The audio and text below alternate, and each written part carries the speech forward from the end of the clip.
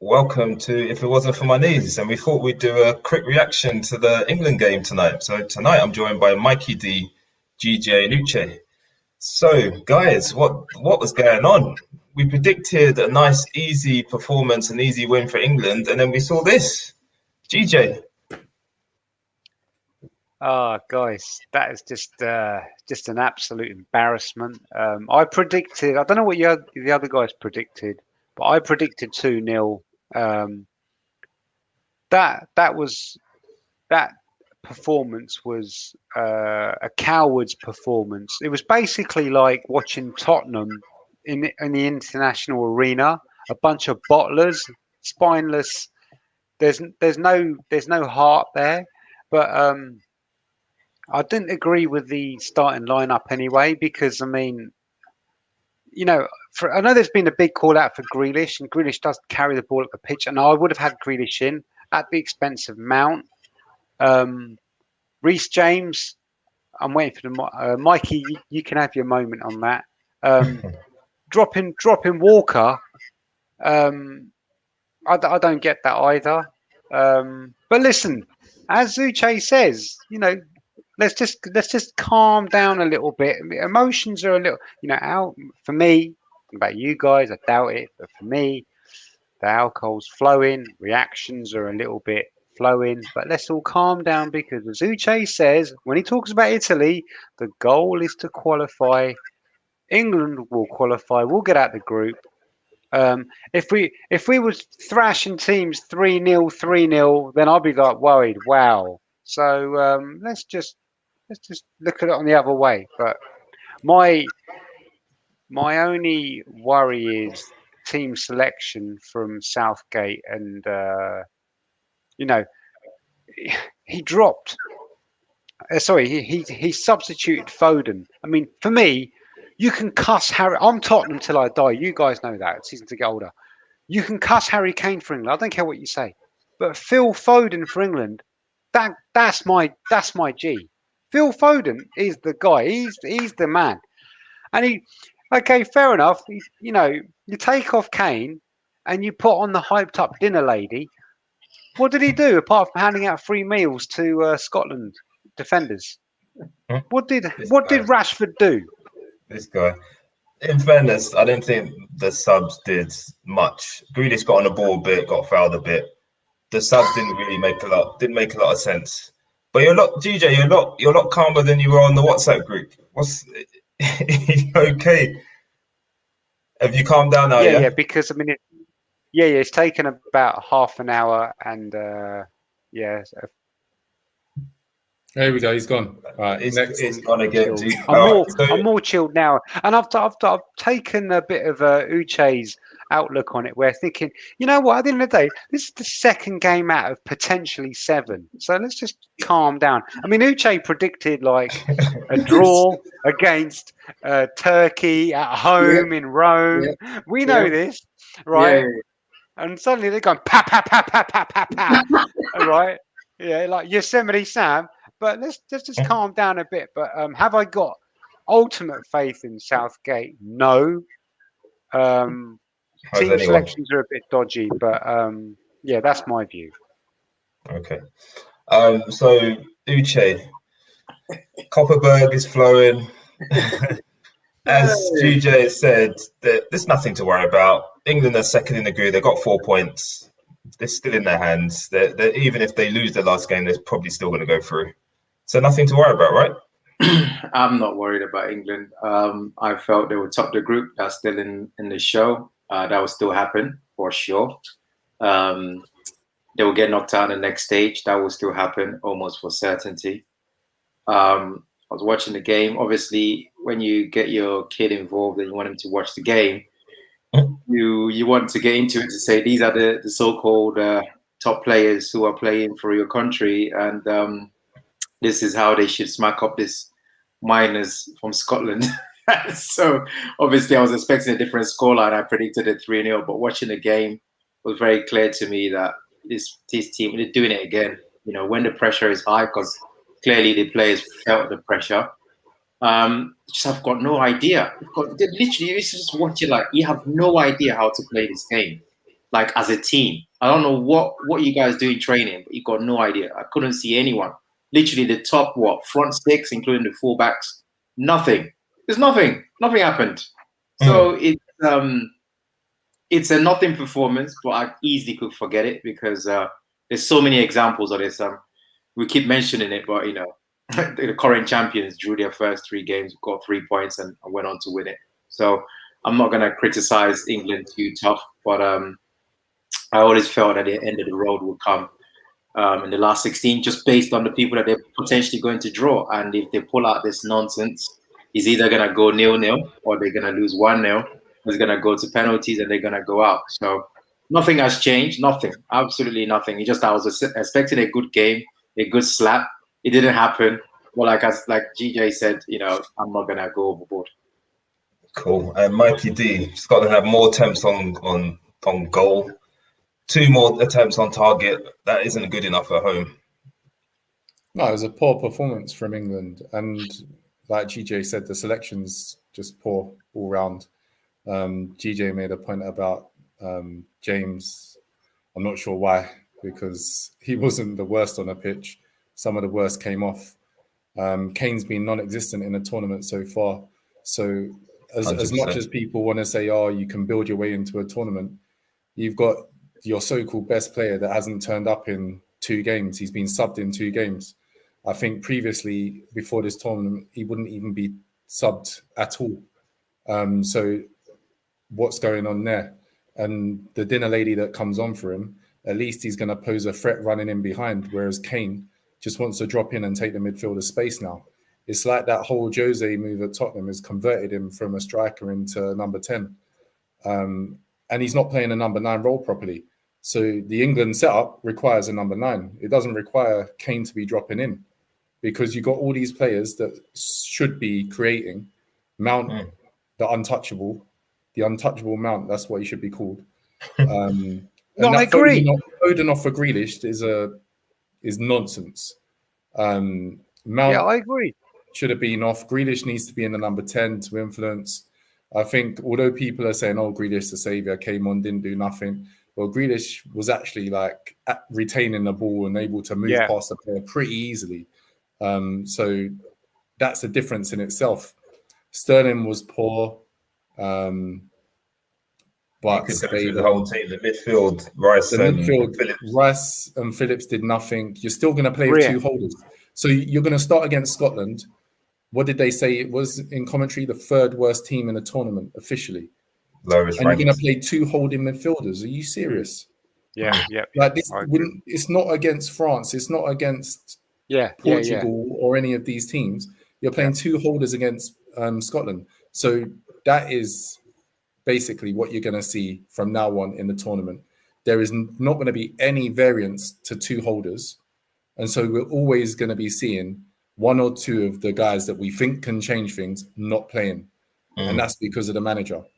Well, the only thing I would say to that, not because of anything, just purely because of the team that you fancy to play, technically playing 2 holders. You're not. Say that again? The team that you fancy to win the tournament, they technically are playing 2 holders. They're not playing anyone. Not really. Well, to me, they are. I mean, Rabiot's not holding anywhere. Yeah, but to me, I don't know what I've watched Rabiot for Juventus. Doesn't do anything that I would consider to be more than a holder. So technically, you could say he's a central midfielder, but he's not doing anything fantastic in there. So I'm classifying him as a holder, just like I'm classifying Kante to be a holder. I don't see these guys as, creators and moving with the ball or anything like that. I would say they're holders. We can disagree. You know what? Rabiot carries the ball. I've seen Rabiot. Yeah, true. But then I could the ball. And I could say that Phillips carries the ball. Then that's what I'm saying. Well, Phillips versus Rabiot. You can make your argument for Phillips. No, I'm just saying. What you just said. I'll take Rabiot. You have Phillips. Yeah, but I can say that Phillips carries the ball as well. That's what I'm saying. But it's not about comparing. We're comparing midfielders where you're saying about holders. Like Rabiot can't be considered in the same light as Phillips. Rabiot carries the ball. He's elegant. He's a high level. He's a higher level player compared to Phillips, but Rabiot's French and Phillips isn't. So that's what I'm saying.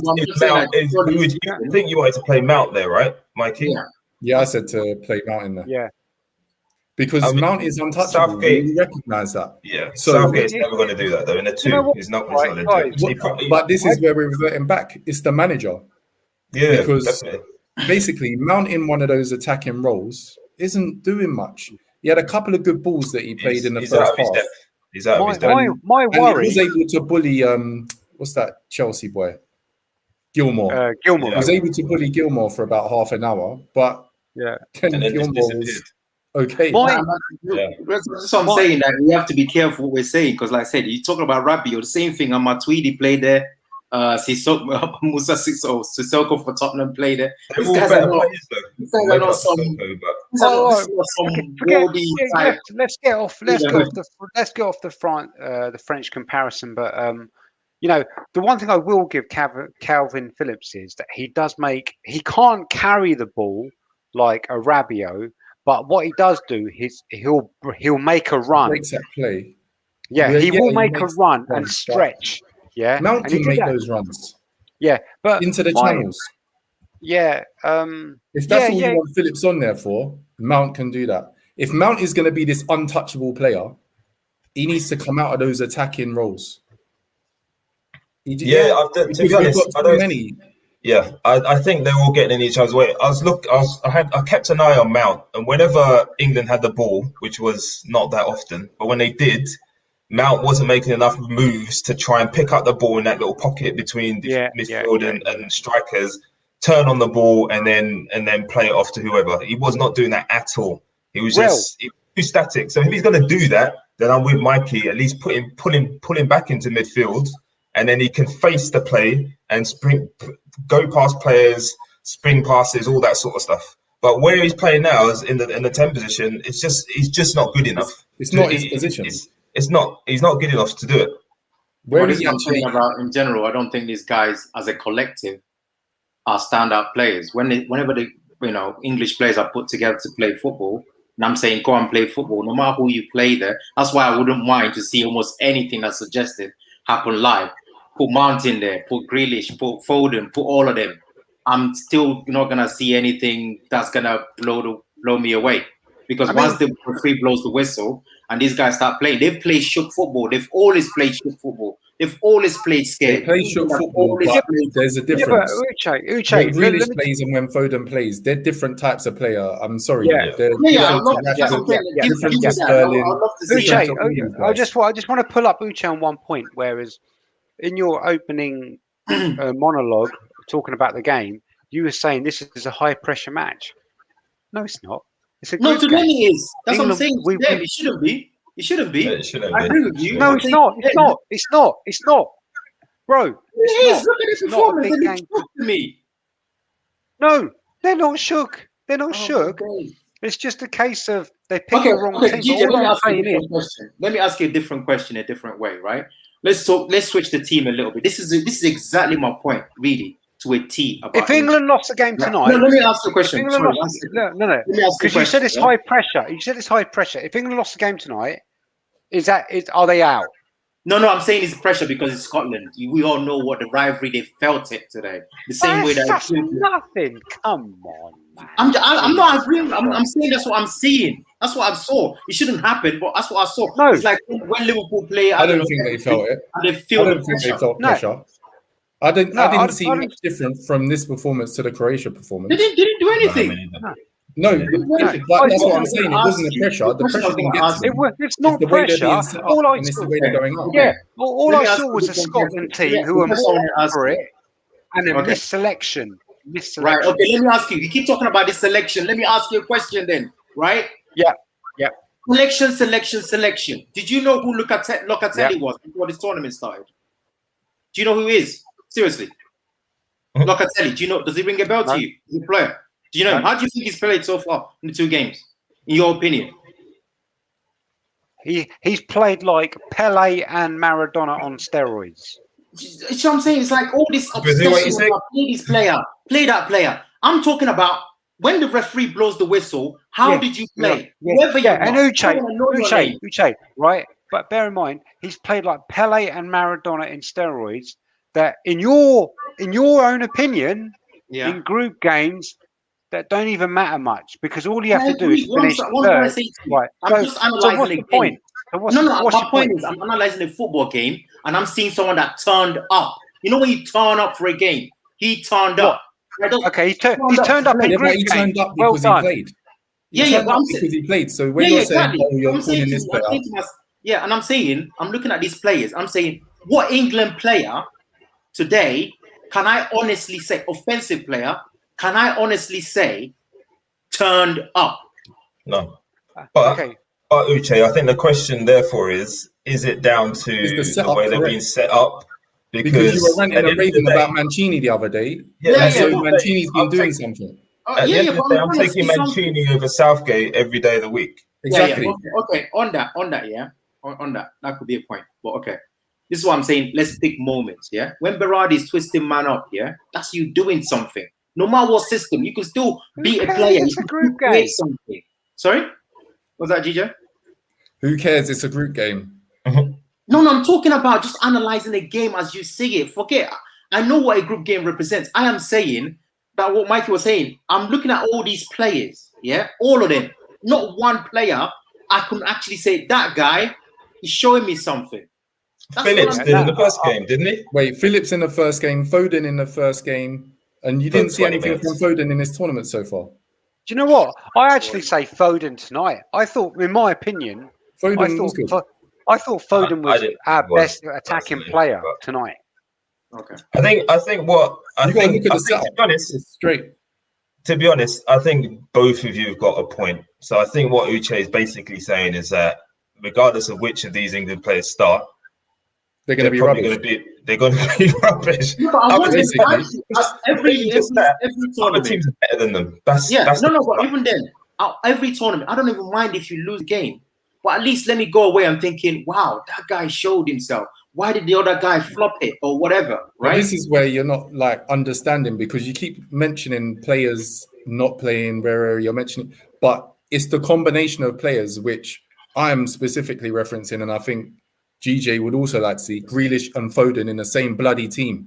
Yeah, but I'm saying I want to see that as well. Just listen to me. It makes a difference because you've got two players that are absolutely comfortable on the ball, that can skip past a player, that are dangerous, that will do stuff. And keep the ball, Mikey D. But I want the same thing. I want to see it, but I can guarantee it until I see it. And I want to be able to apologize. And I'm saying to you now, live, if that happens, I still see them flopping it. That's what I'm saying. Yeah, because ultimately, collectively, they're not good enough. Collectively, they're not good enough. That's what I'm saying. I'm not hiding it. I'm saying put them guys in. They'll still flop it. Yeah, but I don't think Mikey and GJ saying, if you bring in Grealish, we're going to win the tournament. I don't think they're saying that. All they're saying is they're going to be better. The performances are going to be better than the ones that we've seen so far. 100%. I definitely want to see it. We're on the same path on that one. Comes back to the manager. That comes back to you've mentioned Deschamps, or people have mentioned Deschamps and Mancini. At the end of the day, they're better managers than Southgate is. Yeah. So it all. I get your point, Uche, about how they're probably going to flop it, and they probably will, because as soon as they face a decent team in the round of 16, or after that, if they manage to get through the round of 16, they're likely to go out because collectively they're not good enough. They've got Pickford in goal, for God's sake. But as a manager caveat, can influence how they play now, and he hasn't been because he's picking wrong players. I just want to add a caveat to that. Mikey D, I'm probably going to steal your thunder here, but what we're seeing, the England team starting right now isn't England's best starting 11. So I expect Maguire to come in for Mings, and I expect Henderson to come in for Phillips or Rice. I mean, I was actually going to say for Phillips, but Rice has been shit. Sorry. He has been. He's playing the holding role, isn't he? But just on the back of that also, like, we're saying that they haven't really got a chance, but everyone would have said Portugal didn't have a chance. All of these teams, like Portugal, as we've referenced before, 3 draws and through. So a team can win. They just need a bit of luck. And Maguire coming in will change things at the back if he's fit. If he isn't fit, then I don't see what's going to change. But they have to change them 4 positions. It sounds boring, but I've said it before. They should do a Greece. This is the best thing. Try and not concede goals. That's what they're trying to do. That kind of stuff. That's what they're trying to do. That's what I don't get. That's why I keep saying this. They're playing two holding midfielders. They won't play their best attacking players. Kane's playing in a number 10 rather than a number 9. They're basically saying, get behind the ball. Yeah. Like, for me, it's tournament rubbish. football, when it comes down to, I don't see too many swagger around. So I wish them the best of luck. But honestly, like I said, nothing has changed. Honestly, don't feel like anything has changed.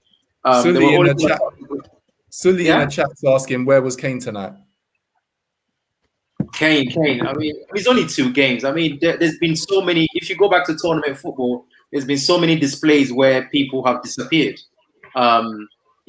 Just completely disappeared. But then, as the tournament gets to the knockout stages, that's where you're judged. Nobody's gonna remember anything that happened in the group stages. So, like I said, it's a disappointing. No one's gonna be applauding them tonight, but they could top the group and job is done, and they get to play in the next round. And I think that's what it's about. I want to see what you guys want to see. Grealish, Foden, try and do something. I just think that one shot on goal on target in 90 minutes, there's something wrong with that. I want to see them do something. That's all. Uche, come on, man. You know, listen, no one here has touted England winning the Euros. Well, they could though. Right? No, we could, but all I'm saying is I wouldn't look too much into tonight's result, even though I think it was absolutely whack. You guys keep saying that. You said it about the Croatia game as well. But the performance was crap. It was. The performance was the same level in the Croatia game and the Scotland game. I don't care. No. Actually, so, Mikey, I never said the performance against Croatia was whack because I respected Croatia. I'm saying it was. Okay, fair enough. I'm not because you guys were bigging it up. Yeah, I'm saying it was whack. Hey, I wasn't. England have had 2 poor performances. And there's this narrative that it's tournament football, just see your way through, ease it in. No, I'm not playing that because Kane is a confidence player. If he ain't banging against Croatia and then Scotland, when it comes to France, he's getting wrapped up. This Kane thing, unless I'm mistaken, he scored a few penalties in that World Cup. No, Kane is the number 1 scorer for England. For England. If he's not scoring, who else is going to? No, but I'm saying the last tournament he played, he scored a lot of penalties. Put some respect on the dinner lady. Come on, man. The one that's on the bench. So if the ball falls to Kane properly and he bangs a couple of pens, he'll be back. That's what he did in the last tournament to collect top goal scorer. So he's fine, man. Whoa, Uche, I thought you. That's really weird from you, disrespecting penalty takers. No. Don't get. I'm just saying to you. The last time he scored penalty. That's what I'm saying. What's wrong with that?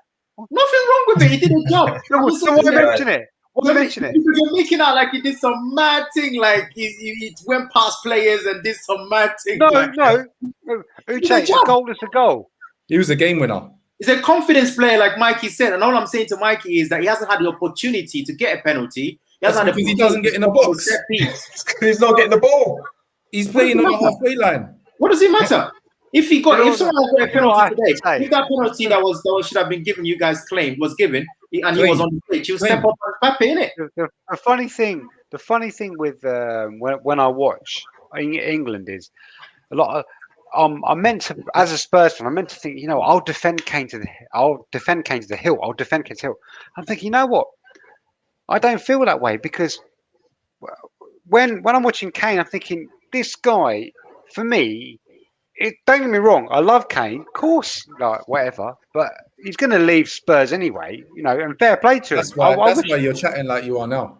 No, all I'm saying is because he's leaving Spurs, suddenly it's like, nah, this guy, he's not all that. No, Mikey. All I'm saying is, my point is this: you should know, and you know me. I love a baller, and my guy for England is Phil Foden. That's my G. All right. For England, he's coming. I completely agree with you. Don't overreact, guys. Chill out, enjoy the day. Yeah, absolutely. I'm maintaining. For Spurs, I'll take Kane all day, every day. Because he's done great service for us. And, of course I want him to stay. If he chooses to leave, I wish him all the best. And that comes from my heart. Unless he doesn't do a Sol Campbell, of course. But... speaking of Spurs, You guys had him, but you let him go. But that's your fault. But that's all right. He didn't win a trophy like the rest of the players that we've lost. So speaking of Spurs, let's quickly touch on the shambles that is going on in terms of their managerial search. So we had Conte at one point. He was nailed on. Then he walked away. Then we had, was it Fonseca next? Then he was nailed on. No. Real. Let's start from the beginning. So we had. You take it away, GJ. You take it away. Okay. Yeah. So basically, we had. Well, first of all, let's take it back to when Mourinho got sacked. When Mourinho got sacked, Pochettino, no? Right. Oh yes. This is the guy. The guy who sacked him was the guy who hired Jose Mourinho and said, "We're hiring Jose Mourinho because he's a serial trophy winner." So 6 days before a cup final, he forget that. Him. We don't care about that. Let's talk about the manager. No. We know about that. Don't keep telling us history. Just talk about your feeling about what's going on. Stop telling us about some history we don't care about. We really don't win anything. Went from Pochettino to who? Pochettino to Conte to bloody Fonseca. Well, what I've heard is okay. All right, I'll wrap it up quick. Yeah, actually, you guys are right. Yeah, fair enough. So he hired Paratici. Yeah, he hired this guy from Juventus. Yeah, the director of football. He's got him in, but from what I'm hearing is there's actually now a conflict of interest because Paratici wants a conservative, defensive-minded coach because obviously he comes from Italian football, whereas Daniel Levy wants an attacking style of coach. So there's obviously there seems to be like a conflict of interest. So why did they appoint him then? Yes. Why hire him? I mean, it's like, you've done a great job at Juventus, right? Getting all these players on freebies and we'll get you in. And suddenly now, once we've signed you on a contract, okay, let's hear what you're about. Let's hear what you're about, your ideals in terms of hiring a manager. It is pure scattergun. We are a laughing stock. I mean, I didn't want Fonseca. I don't want Gattuso. If you gave me the choice out of two, I would have chosen Gattuso, to be honest with you, because at least he's got a bit of balls. And the one thing that Tottenham are lacking when I see Spurs are a set of balls. And Gattuso's got that Italian fire in him. But one thing that alarmed me last night, and when I saw this I saw it on Twitter. It was trending number 3 last night. It was no to Gattuso. And that was because that was based hashtag. You saw it, Rel. Hashtag no to Gattuso, and that was based on his comments about women's football in the past and like same-sex marriage and other stuff like that. And I'm thinking, I don't care about that. Is he the best man for the job? I don't care about that. Everyone's different. Best man for the job. I don't think he's the best man for the job. Look, I don't here's even my think point, he's the fifth best man for the job. No, I don't. Fair point. But here's my point. Daniel Levy, right?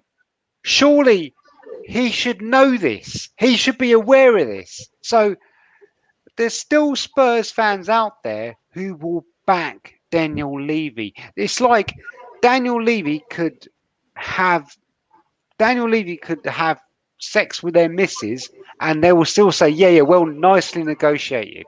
These guys are absolutely deluded. Alan analogies. Do you know what? I came I'm up serious. School, and I thought that Tottenham's next manager would be Eddie Howe. And I'm serious. I actually think that will happen. But with the director of football and GJ's actual kind of summation, I think Big Sam's in the running. Definitely. If you want that defensive structured football, Big Sam is there. But I'm telling you, watch Eddie Howe. How many managers are actually free and available?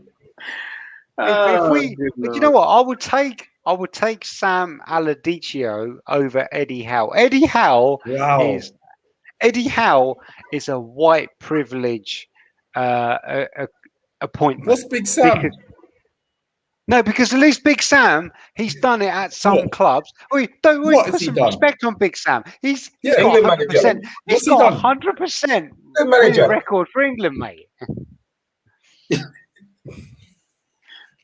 That's where we should wrap up. I think Yeah, that is where seriously. we should wrap it up. But no, Actually, just, actually, GJ, who do you think is the next Spurs manager? That's what we want to know.